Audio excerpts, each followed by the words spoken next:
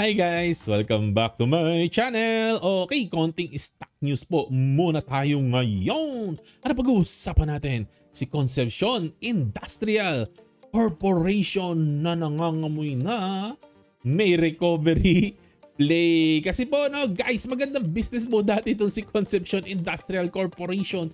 Kaya lang po yung past few years po niya, pangit po talaga na nangyayari sa negosyo niya. Talagang nag-i-struggle po ang company po na to.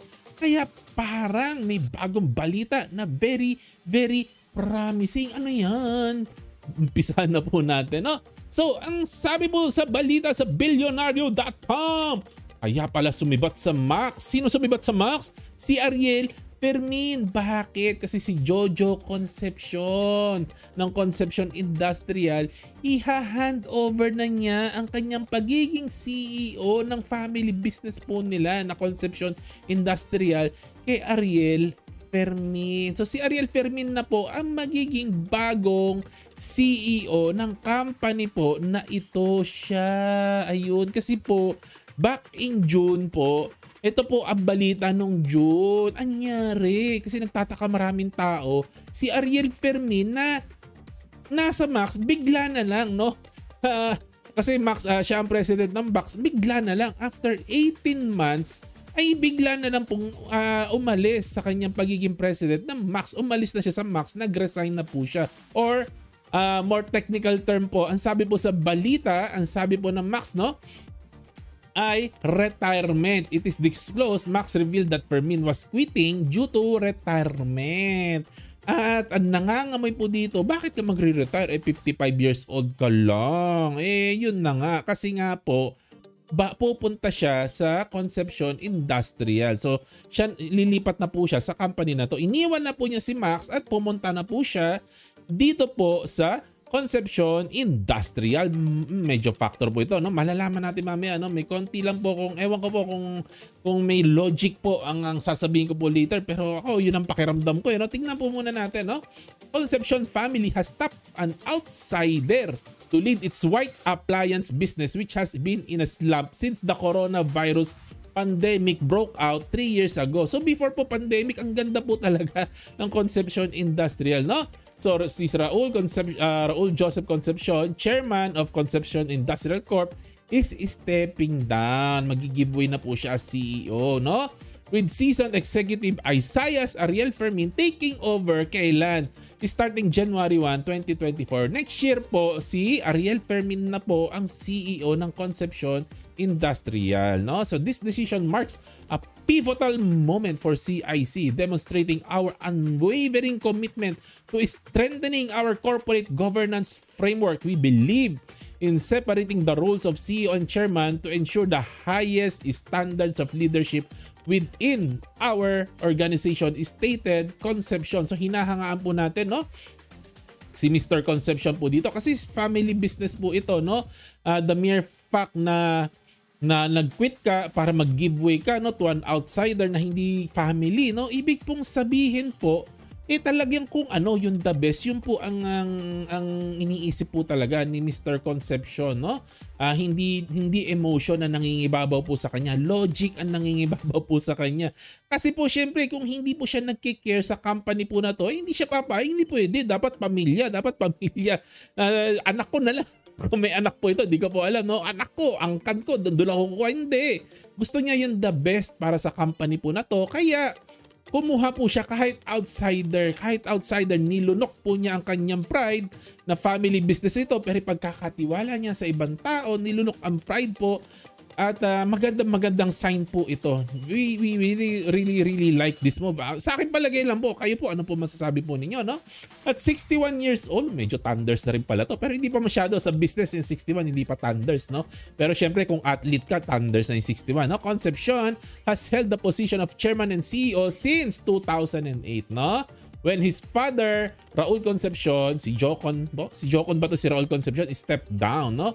Fermin, who resigned as president of Max Group last June after only 18 months in the role, faces a substantial workload ahead of him.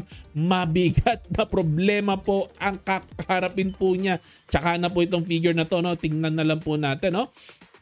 Mr. Concepcion is very very ang tawag dito, convicted, no? May strong conviction siya, no? Na si Fermin ay ideal fit for CEO. Okay, so tingnan po muna natin, no?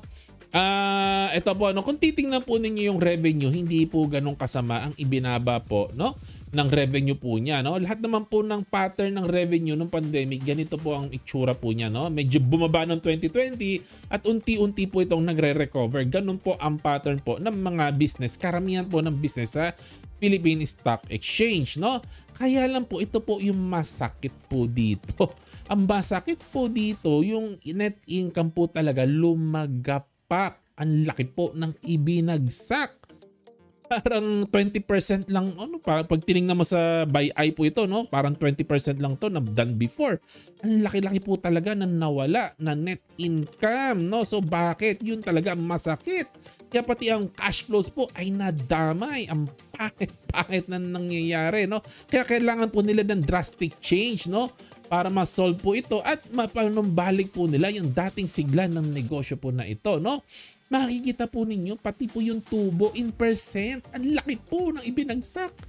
Nasa 1.3% na lang ang tinutubo nila each year. From what height?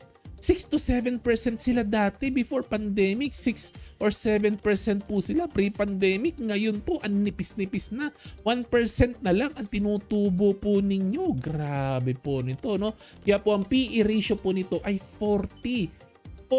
Imagine po ninyo, no? 1.3. Kung napanumbalik mo to sa ganito level na 6, no? So kung babalik nila yung dati nilang profit margin, magagawa nila ng paraan para mapataas ang kanilang profit margin, mabalik nila sa 6% po ito. Itong PE ratio po na 40 na to, pwede po itong bumagsak ng below 10, 8 to 10, mga ganyan po, no? Kung mapapabalik po nila ang kanilang profit margin to 6%, no? Itong PE ratio po na to ay gaganda po ito, no? At kung yung PE ratio, ang pangit po talaga at 40, ang pangit po nito, no?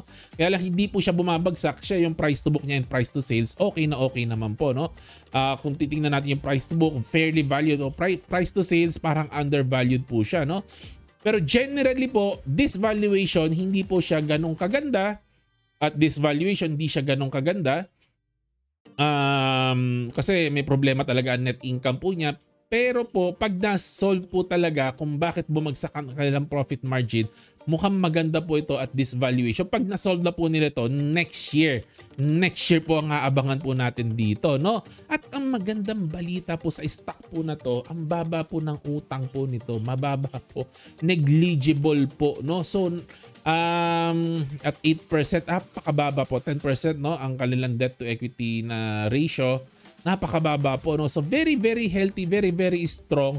Yun lang talaga ang isosolve nila. Wala pong delikado po dito na matahigi ang company nito, maging delikado, malabo po with this type of debt ratio po. Mukhang malabo po, no? So maganda po ang prospect po, no, sa future. Feeling ko po, no, ng Concepcion, no, mukhang very very noteworthy na, or very very worthy po na sundan natin ang istorya po nito starting next year. Bakit po? Kasi po sa Max, ito po ang nangyari sa Max, no? Kasi 18 months po si Mr. Fermin po, no, sa Max, no? So dati nakagip niya yung 2022, buong 2022 nandun po siya. At ang nangyari po sa Max, habang nandun po siya, naka-recover po si Max, na-turn around po si Max. Ang nangyari po noong 2022, kahit hindi po mataas ang benta nila, again, yung sales nila hindi po ganun kataas, yung profits po nila, natalo na daw po nila ang pre-pandemic. I think napantayan o natalo po ang pre-pandemic level po. So ibig po sabihin na turn around po nila ang Maxes. So hindi ko po alam kung gaano kalaki ang kinalaman ni Ariel Fermin. Kasi ang pagkakaalam ko po, kaya po na turn around si Max, na lower po nila yung mga cost po nila. Kaya nag-increase po ang profit, na turn around po nila ang company po na ito.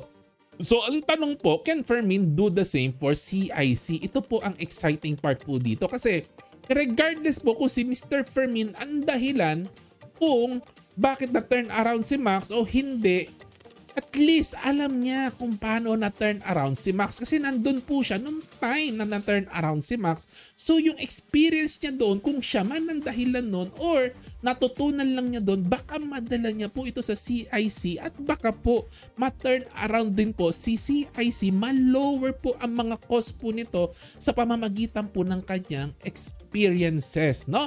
So good potential kasi low risk naman po ito kasi low debt na company, medyo mababa po ang risk, no? And if Fermin is a truly wonderful leader, baka magandang story po ito na recovery later. Pero anyways, hindi ko po kilala si Mr. Fermin, ang kanyang track record. Kung kilala niyo po siya, paki-comment niyo po sa baba kung gaano po kagaling ang leader po na to, no?